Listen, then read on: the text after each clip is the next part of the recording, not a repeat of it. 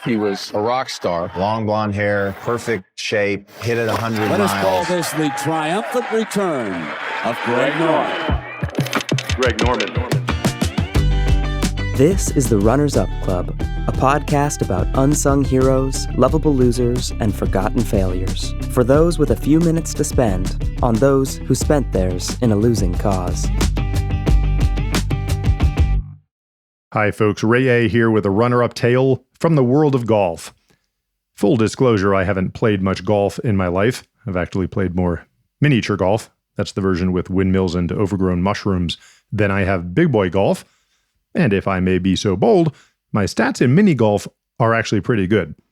I've currently got a 5-game winning streak going against an 11-year-old girl, which is frankly showing no signs of ending anytime soon. I'm just that good. Or so I tell myself. You probably would too. I'm not claiming special skills. Just an observation. I feel supremely confident when going up against an 11-year-old girl. That confidence turns out to be highly relevant to today's tale, which is about a truly great big boy golfer named Greg Norman. He was a strong, striking Australian who, if you don't count majors, basically dominated the game for over a decade, holding the world #1 ranking for 331 weeks in the late 80s and 90s. That's second in history only to Tiger Woods. Now, Norman had power and precision off the tee. He seemed impervious to conditions that might take others' balls adrift. His nickname was the Great White Shark, his ball sluicing through the wind like a shark through the undertow. Yes, he was notably fit, was Norman, an early adopter of the conditioning regimens that would come to play a huge role in all professional sports, but which many may have discounted in the country club sport of golf before him. In the olden days, even if you weren't an athlete, you might give yourself a pretty good chance in a wrestling match with Arnold Palmer or Jack Nicklaus, in the unlikely event you found yourself in one. Not so Norman. He was Crocodile Dundee on the links. He embodied the swaggering confidence of that 80s Aussie icon. You could picture Norman wrestling Crocs, at least on the surface. Underneath, it was a different story. He may have been wrestling something else. But let us first praise before we psychoanalyze, and we will be psychoanalyzing. Here's the tale of the tape. Norman had 91 professional wins, 20 on the PGA Tour, 71 international. 2 majors, both British Opens, in 86 and 93. 30 top 10 finishes in majors, 129 total on the tour, inducted into the World Golf Hall of Fame in 2001. Boosting the popularity of golf across the pond and down under is also a big part of his legacy. Unfortunately, so is coming in second. Norman had 31 runner-up finishes on the PGA Tour, 8 in majors. 3 times at the Masters, arguably the most prestigious of the 4, if you measure by the breathless quality of the announcers. You gotta be kidding me! But the raw number doesn't really tell the tale here. Many great golfers, the greatest in history in fact, had more runner-up finishes on the tour and in majors. All the names you've heard are on that list: Nicklaus, Palmer, Snead, Hogan, Mickelson, Nelson, Watson. The ratio is the thing though. Wins to runner-up finishes. A ratio over 1 means you won more than you came in second. Norman's ratio is 0.65 across the tour, 0.25 in majors. He came in second 4 times as many times as he won majors. Across all those greats I just mentioned, Norman's at the bottom of the list in that ratio. Woods is at the top, by the way, no surprise. He won twice as many times, actually more than twice as many times, as he came in second in both majors and in the tour in general. Well, the stats are the stats, and frankly, they're kind of boring. So we'll leave those to the baseball geeks and go where the story is here, which is where all the best stories start and end, in the mind. Nope, wrong cue. This is not scary, Dallas. We're going for eerie here. Let's try this again.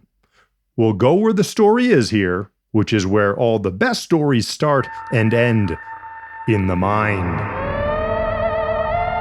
Okay, that's better. Now, we have a 4-hour stretch of time that I'm going to say stands in as a microcosm of Mr. Norman's career as a runner-up. It's Sunday, April 14th, 1996, 2:40 local time. The final round of the Masters is in full swing, so to speak. The TV cam started running hours ago, but everyone's waiting for the final pairing. The Shark holds a 6-stroke lead over Nick Faldo. Mickelson is a stroke behind Faldo. 4 others are 2 strokes behind Mickelson, all non-factors. This is about whether Norman can hold his huge lead over Faldo. The weather's calm. Nick Faldo is calm, relatively. He's got nothing to lose. No one expects him to win. Plus, he's already won 2 Masters. The crowd is excited, anticipatory. Frankly, they've got a horse in this race, and that horse is a shark. The storyline here is whether Greg Norman can win his first Masters, and the happy ending that almost everyone save the Faldo family wants to see is the one where he does. He's 9 years on from his last second-place Masters finish, a playoff loss to Larry Mize. He's a decade on from his first, a 1-stroke loss to Jack Nicklaus. Those 31 PGA Tour runner-up finishes I mentioned earlier, they are all already behind him. So this is the day for him to flip the narrative. This is the moment, 2:40 p.m. local time, for him to be here, now, to be the author of the ending of the story that everyone wants to see. Okay, I'll stop. Nope, we can't do that. We'll save the triumphalism for another time, or better yet, another podcast. This is about its opposite. Norman bogeys the first hole. Faldo pars. The lead is 5. Same on hole 4. The lead is 4. Norman claws that one back on the next hole. He's up 5. Going into the 6th hole. Has he turned it back around? He has not. It's the last time he does better than Faldo over the next 12 holes. The lead shrinks from 5 to 4 to 3 to 2 to 1. That's just on the front 9. They're tied after 10. Faldo's up by 1 after 11, his first lead of the tournament. The Shark double bogeys 12. The lead is 3. That's Faldo's league. The crowd has gone from celebratory to subdued, a mix of tension, empathy, and increasingly a sense of inevitability. There's still 6 holes left. No one really believes Norman can turn it around at this point. Least of all Norman. Another double bogey by Norman on 16. Faldo's lead is 5.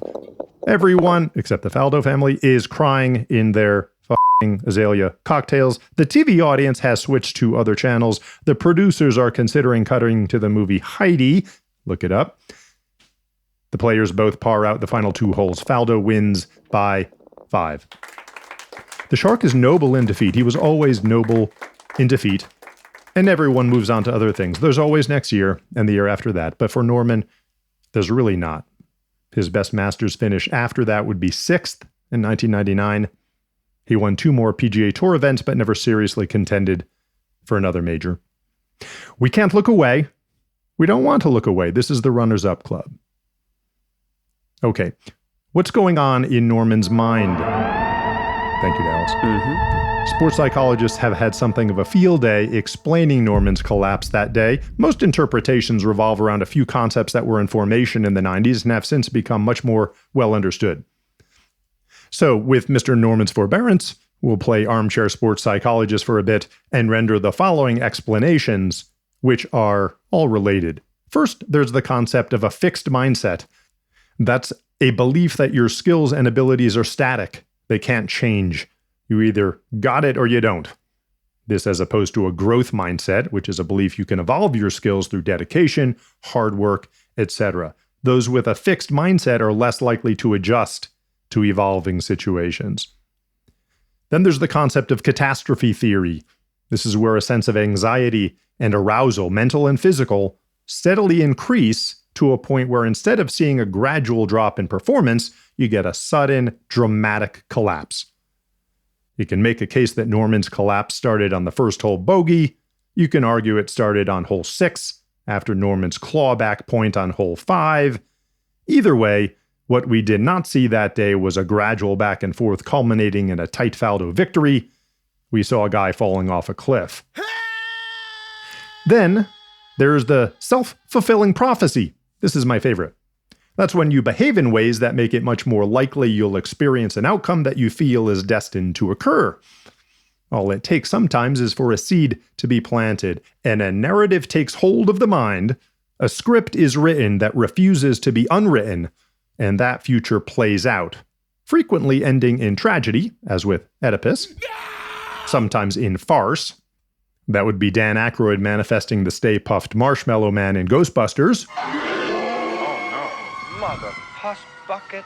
Or Ted Knight in Caddyshack slicing the ball into the woods right after Rodney Dangerfield plants that thought in his mind. I bet you slice into the woods $100. Norman's spoken several times about where that seed of failure may have been planted for him.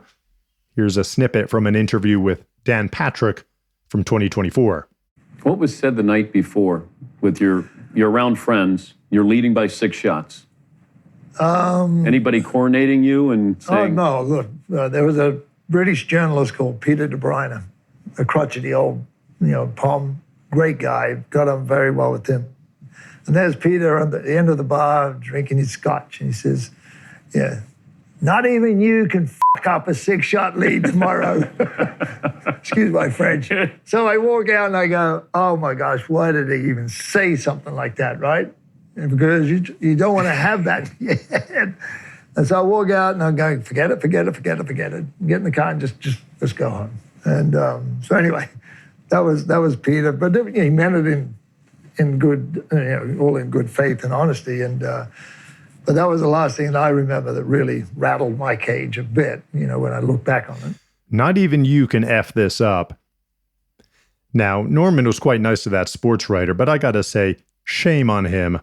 He's probably the sort of guy who talked to a pitcher right before he's about to go out to preserve a no-hitter in the bottom of the 9th. Nothing in sports is inevitable, dude. Respect the contingency.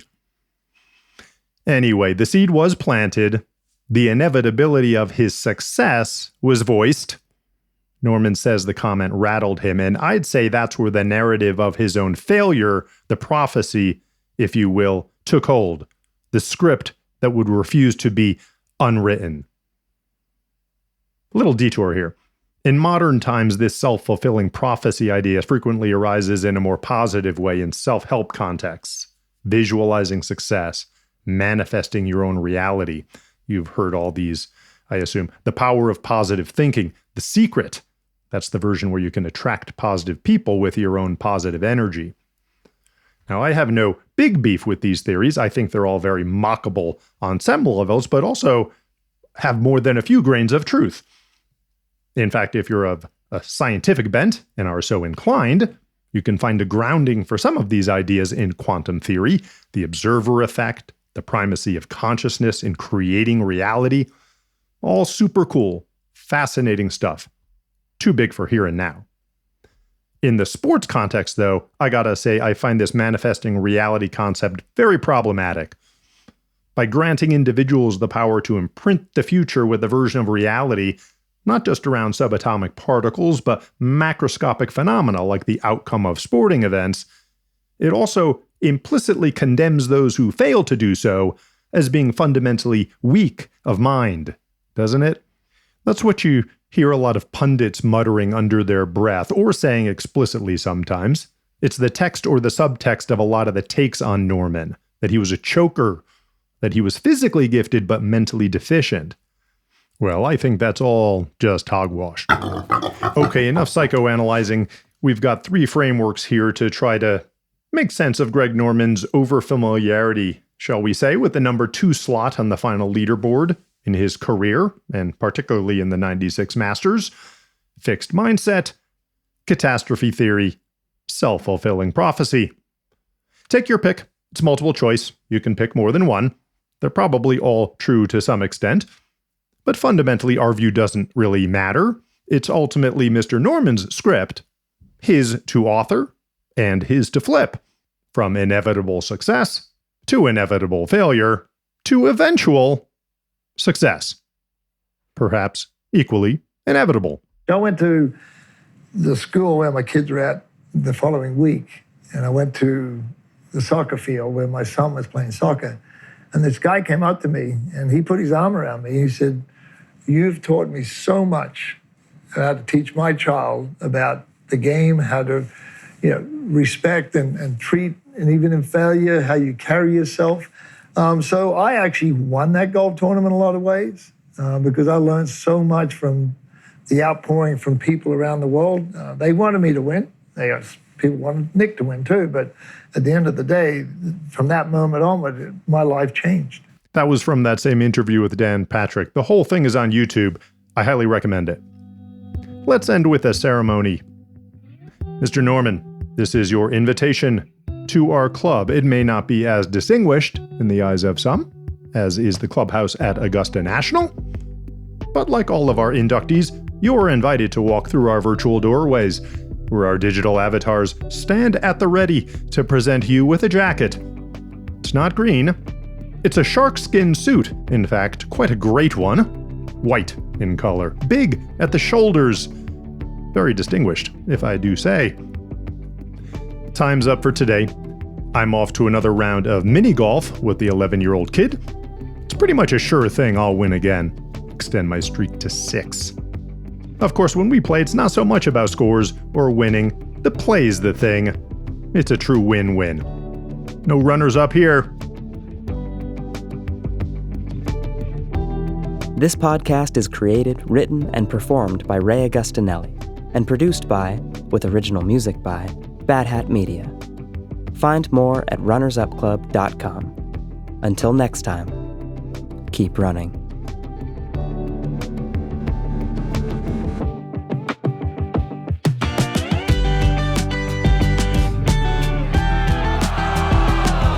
There's nothing more rewarding to me than taking a negative moment of your life and turning it into a positive. Gambling is illegal at Bushwood, sir, and I never slice. Okay, you can owe me. I owe you nothing.